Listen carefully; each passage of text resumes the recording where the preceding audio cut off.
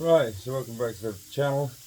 There's a quick repair video. So what I've done, got a puncture on the Kawasaki Z650, and I've got one of these stop and go tyre pluggers, which have saved me a load of times. What we've got on this toolkit is this little rasp there that just makes the hole bigger. You take whatever's in there, it could be a nail, it could be a stone or something like that. Make the hole slightly bigger, and then with this little tool here, there's a little rubber mushroom in there, which is one of these. I don't know if you can see it, just there. Alright. Okay, what you do with that, you just plug that in there like that, and then you wind it in with an Allen key, which all comes with a kit. This one's the one from the workshop, just to make life a bit easier. And then you wind it right in on this gadget here, right in as far as it'll go.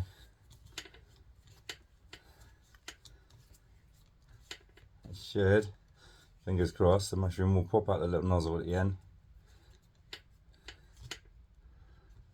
Okay, and then when you pull that one out, put it out nice and steady, there should be a little mushroom there. Okay, and that's it, all job done.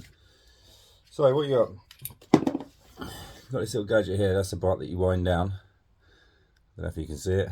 Put the little mushroom in there, and then you screw that back on.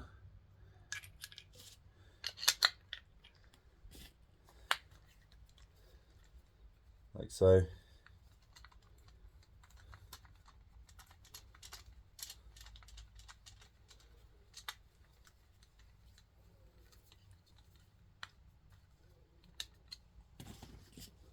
So yeah, you got your little rasp, which you make the hole bigger with.